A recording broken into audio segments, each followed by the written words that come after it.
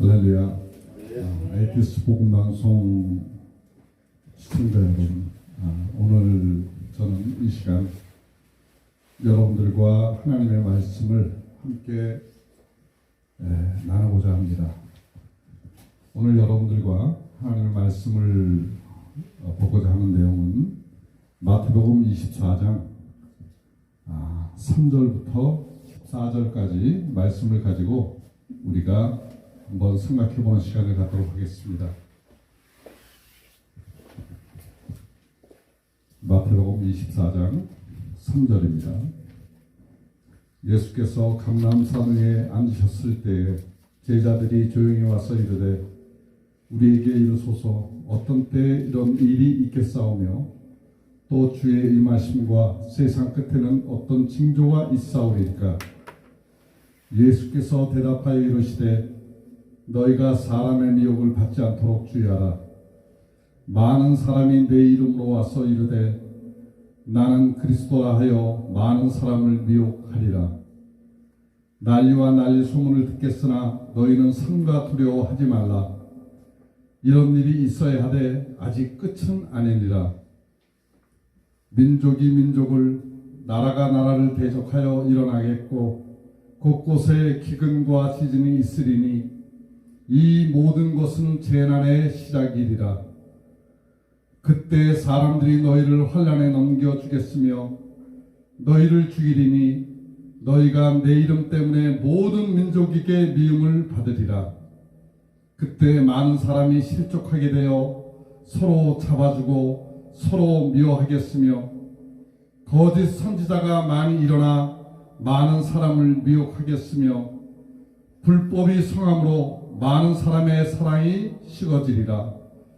그러나 끝까지 견디는 자는 구원이 있으리라. 아멘.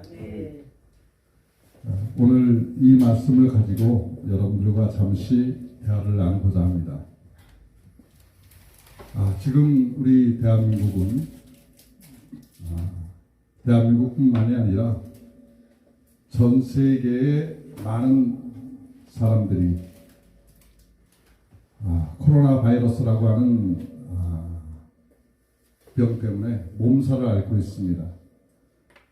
혹자들은 이 코로나 바이러스를 하나님께서 주신 병이다라고 얘기하는 사람들이 있는데 정말 잘못된 망언입니다. 하나님께서는 절대 그런 병을 주시지 않습니다. 아마 여러분들이 잘 알고 있는 욥이라는 사람을 잘 알 겁니다. 욥이 정말 많은 고통과 고난 속에서도 하나님을 경외하고 사랑하는 마음을 잃지 않고 살아옴을 우리는 말씀을 통하여 듣고 배웠습니다. 근데 그 욥에게 그러한 고통과 시험을 누가 주었느냐? 그건 마귀와 사단입니다. 다만 하나님께서 그것을 허락하셨기 때문에 마귀가 그러한 시험을 할 수 있었던 것이지, 하나님께서는 우리 하나님의 자녀들에게는 절대 그러한 어려움과 고난과 고통을 주시지 않는 분이라는 것을 우리가 분명히 알고 있어야 된다는 사실입니다. 저는 오늘 여러분들이 저와 함께 생각해 봐야 할 부분들은, 내가 성도의 길을 걸어가느냐 아니면 하나님의 자녀의 길을 걸어가느냐를 우리가 함께 생각해 보고자 합니다. 전 세계에는 정말 많은 약 30억 가까운 크리스찬들이 있다고 합니다. 우리 한국만 하더라도 약 1200만의 기독교인들이 있다고 이 얘기를 합니다. 우리 하나님의 성도들은 하나님을 믿는 이유는 하나님 말씀을 따라서 이 땅에서 살아가며, 또한 우리가 나중에 죽은 다음에 지옥에 가지 아니하고 하나님 나라인 천국에 가서 하나님과 영원히 같이 살기를 바라는 마음으로 하나님을 섬깁니다. 그런데 안타까운 사실은 하나님을 믿는다고 해서 우리가 다 천국을 가느냐? 결코 그렇지 않다는 겁니다. 많은 사람들이 많은 이야기를 하고 있지만 많은 기독교인 가운데에서 천국에 들어갈 수 있는 것이 15% 미만이라고 얘기하는 많은 학자들도 있습니다. 또 그러한 내용을 하나님의 꿈의 계시를 통하여 본 어린 아이들도 많이 생겨나고 있습니다. 우리가 성경 말씀에도 분명히 기록되어 있습니다. 우리에게 하나님의 백성들은 하나님의 자녀가 되기 위해서는 어떻게 하라? 좁은 문으로 들어가기를 힘쓰며 좁은 길을 걸어가라고 주께서는 말씀하셨습니다.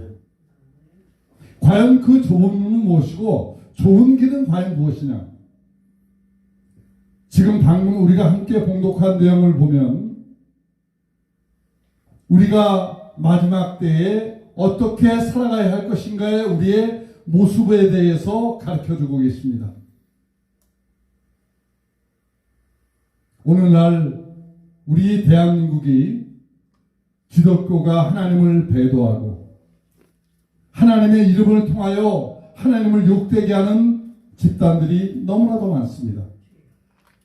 얼마 전 우리가 TV를 통해서 신천지라고 하는 그 집단이 이제 많은 사람들에게 드러나게 되었습니다. 또 신천지라는 집단을 통해서 대구라고 하는 지역이 31번 확진자가 전 대구 시내에 대한 모든 사항을 코로나19라고 하는 바이러스를 엄청나게 옮겨 놓았습니다. 그럼 왜 주님께서 그 신천지라고 하는 이단 집단을 왜 드러나게 하셨는가? 왜 허락하셨는가? 그것은 모릅니다. 우리는 이 땅에 살면서 많은 종교가 있습니다. 석가를 섬기는 불교도 있고 마리아를 섬기는 천주교가 있고 각종 우리가 정말 듣도 보도 못한 많은 종교들이 이 땅에 존재하고 있습니다. 그러나 우리가 그들도 다 극락에 가기를 원하고 천국에 가기를 원하는 마음으로 그 종교를 섬기고 있습니다.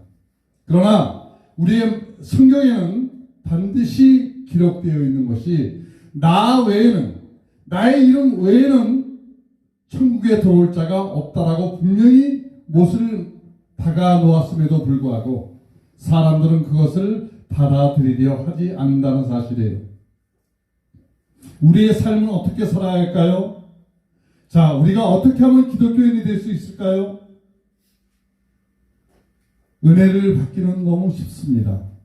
하나님의 백성이 되기는 너무나 쉽습니다. 정말 어렵지가 않아요. 주 예수 그리스도를 나의 주로 영접하고 주님께서 나의 죄를 위하여 십자가에 못 박혀 돌아가심을 믿고 받아들이는 순간 우리는 주의 자녀가 됩니다. 하나님의 백성이 됩니다. 그러나 그걸 믿는다고 해서 천국에 들어가느냐? 잘못 알고 있다는 사실이에요. 잘못들 전하고 있다는 사실이에요. 아멘. 천국에 가는 길은 그렇게 간단한 길이 아닙니다. 하나님의 자녀가 되는 길은 결코 쉬운 길이 아닙니다. 어떻게 살아야 할까요? 하나님의 말씀대로 살아가는 자야만이 천국에 들어올 수 있다라고 주님께서 말씀하셨습니다. 그럼 하나님의 말씀이 과연 뭐라고 기록이 되어 있을까요? 여러분들 저 과거에 성경을 보면 정말 피곤했어요. 글씨도 작죠. 말씀 자체도 이해가 안 되죠. 정말 수면제보다도 더 좋은 효과가 있는 것이 성경책이었어요. 과거에 저의 모습도 그랬습니다. 그러나 이 성령을 받아들이기 전에는 그 성경이 말씀이 아니라 하나의 글에 불과합니다. 많은 기독교인들이 하나님의 말씀을 말씀으로 받아들이는 것이 아니라 한낱 역사책이나 이야기책으로 받아들이고 있는 안타까운 현실이 오늘날 우리의 현실입니다. 우리의 삶은 하나님의 자녀가 되기 위해서는 하나님의 백성이 되기는 쉽지만 이제 내가 하나님의 주님의 은혜로 구원받았다면 이제는 어떻게 해야 됩니까? 하나님의 자녀로 살아가야 합니다. 하나님의 자녀로 살아가기 위해서는 정말 어렵습니다. 왜? 나를 내려놓지 않으면 안 됩니다. 나의 생각을 버리지 않으면 안 됩니다. 나의 뜻을 접지 않으면 안 됩니다. 아멘. 과거에는 나의 자아를 통하여, 나의 지식을 통하여, 나의 생각을 통하여 그동안의 세상의 삶을 살아왔다면 이제는 내가 아닌 하나님의 생각과 주님의 뜻을 붙잡고 살아갈 때 비로소 하나님의 자녀가 될 수 있다는 사실입니다. 그러기에 하나님의 자녀가 되는 것은 결코 쉬운 길이 아니라는 사실이에요. 그러나 많은 기독교인들은 나를 버리지 못하고 나는 그대로 간직하고 있으면서 하나님의 자녀가 되기를 원하는 사람들이 너무나도 많다는 사실입니다. 과연 이들의 미래는 어떻게 될까요? 저는 몰라요. 정말 알 수 없습니다. 어떤 사람이 천국을 갈까요? 저는 모릅니다. 그것을 알 수 있는 사람은 오직 하나님 한 분 외에는 없습니다. 마리아를 섬기고 있는 천주교에 있는 사람들은 천국 가는 사람들이 한 사람도 없을까요? 아니요, 저는 모릅니다. 예수 그리스도를 나의 구조로 받아들이고 살아가는 많은 기독교인들이 다 천국 갈까요? 저는 모릅니다. 이 방송을 듣고 있는 여러분들은 천국에 갈 수 있습니까? 저는 모릅니다. 여러분들은 자신을 알까요? 모릅니다. 다만 주님께서 저를 회복시켜 주시기를 간절히 바라는 마음으로 말씀을 붙잡고 살아가고 있을 따름이에요. 우리가 하나님 앞에 섰을 때, 주님 앞에 섰을 때 과연 주님께서 나에게 무엇 하실까? 우리는 그것을 한번 돌이켜 생각해 봐야 될 줄로 믿습니다. 그러기 위해서는 이 세상에 그동안 살아왔던 나 자신의 삶의 길에서 이제 죄악의 사슬을 끊어내고 하나님의 말씀을 붙잡고 살아갈 수 있는 저와 여러분들이 되기를 간절히 소망합니다.